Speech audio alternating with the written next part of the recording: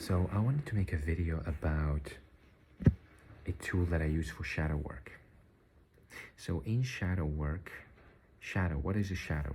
Shadow is, in Gestalt therapy, they say, whatever you see in the world, right, and you have a judgment about, that's your shadow.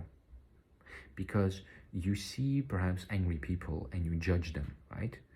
But you don't know what it is like to be in their shoes, but you still judge them, right? Or perhaps you see people expressing themselves in a certain way, and you have in yourself also those parts that want to be expressed like that, but because you have suppressed it, you have said, no, this is not who I am, I don't want to be like that, you feel irritation when you see it outside, right?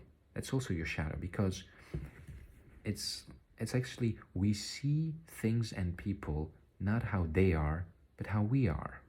So the way you relate to other people around you is actually the way you relate to yourself, right? The way you treat others is the way you treat yourself in this kind of way. If you lie to them, if you behave to them, if you're hard on them, it's all a reflection of how you are to yourself inside. So there's this exercise that I work with, and it's called reconstructive. It's a system created by Carola Castillo, and it involves 5 people. So we work together in group, and there's a person that works with 4 other people. What happens is each person gets a role, right? A role. So imagine in your head you have the memory of who you were, of who you are, of who you want to be, and you have your problem, right? The problem that you have right now. Like, each person is going to represent that role. And what happens is, once the process starts, you will see, like, not intellectual, but you will see every position being played out, and you will feel in your body viscerally how it all works, and you will feel the power of it and the dynamics of it. And when you go through it, you understand how much inner conflict there is in every single person around you. Because every time that I saw this exercise, what I saw was each person has inner conflict. And what we in this exercise see is, we see the inner conflict externalized. So it's like these people that are fighting amongst themselves, or trying to reconcile, or trying to make up or get something done. It's all inner energies in our psyche that are trying to do the same. And that's why we struggle. That's why we're so confused. And when we're confused, we cannot act, right? We don't know what to do, because we leave our body and we go into the mind, right? But we're here to experience. We have to be in our body. We have to know, what do I want? Because when you say, what do I want, you have to take responsibility, right? You have to decide what you do, and then accept the consequences. You know, there's a sage, and he said, the difference between an enlightened person and an unenlightened person is, let's say a man is walking down the street and he sees a woman being harassed, right? So what he does is, he beats up the man, and the police sees them, and they both go to jail. And the man says, I'm late for my work, I just wanted to save that woman. But the police doesn't care. They take both men to prison. And so he's there, and he thinks, oh my God, I should not have helped her. Now I'm late for my job, I missed this, and I da-da-da-da. Right? He has this regret. While the other person, the enlightened person, might have an idea like, I'm exactly where I am, everything is unfolding exactly as it is. You have no resistance to what happened, right? You're not confused about it. You don't have any ideas about how life should be. When you have resistance, right?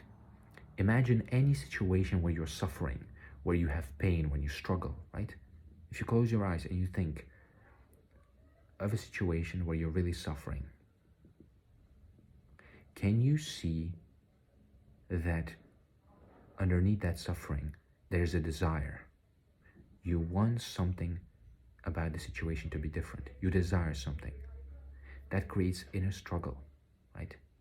In reality, there's no event or person that can make you feel a negative feeling, because it's all happening inside, right? So this is very, very cool, but it's true.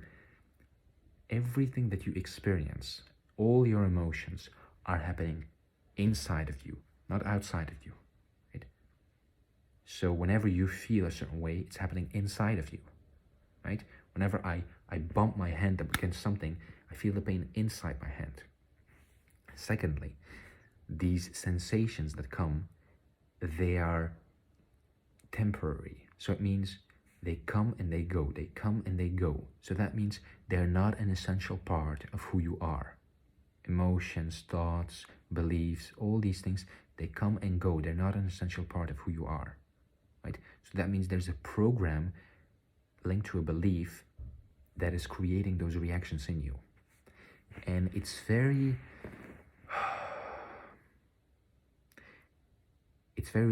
liberating to actually physically, viscerally understand how that all works, how it all feels. And when you do these workshops with shadow work, you will go through experiences with these different energies, and you will viscerally understand what is happening inside your head, and you will understand how much unnecessary conflict there is, because you will have an overview of the whole, and you will start to align yourself to make peace with yourself, to make peace with the past, to make peace with the future, to make peace with the now, and to make peace with your issue, to confront it, because we always avoid what we cannot decide about, right? And why can't we decide about it? Because we're not willing to feel the uncomfortability, because it's in the body. So we go in the head, we plan, we think. The body has all the answers, and this is a really great exercise. So reconstructive. The first time that I did it,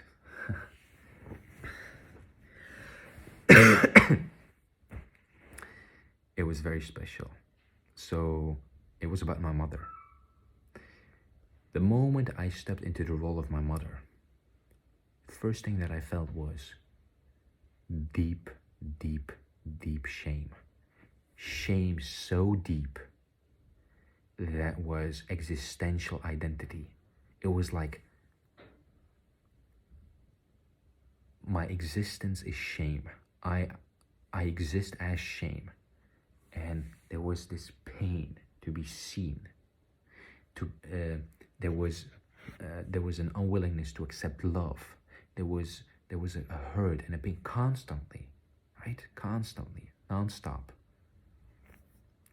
And after having gone through that, after lived that, after feeling that in my body, I realized that in my own life, right, I always saw my mother as a person who had her own life, and I mean, she had responsibilities to take care of us, right, the kids.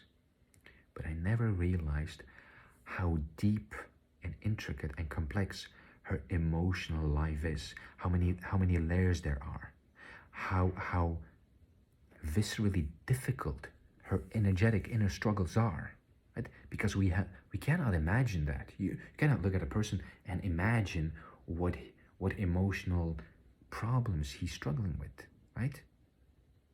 Like, you can try to imagine a little bit, but you cannot really understand it. But here I felt it viscerally. And the moment I felt that, and after that, I felt this deep compassion for my mother. I understood she was a human being suffering with this shame, with this identity crisis.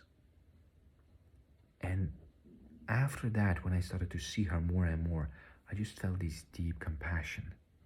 And I just looked at her like, you're loved. And I became playful with her. there was like everything else didn't matter. I just understood that this being was suffering so deeply, and I just wanted to reach out and let her know, I'm here now. And it completely changed my relationship with her. It became so friendly and warm and open and just cuddly. Yeah, cuddly. A lot of cuddles.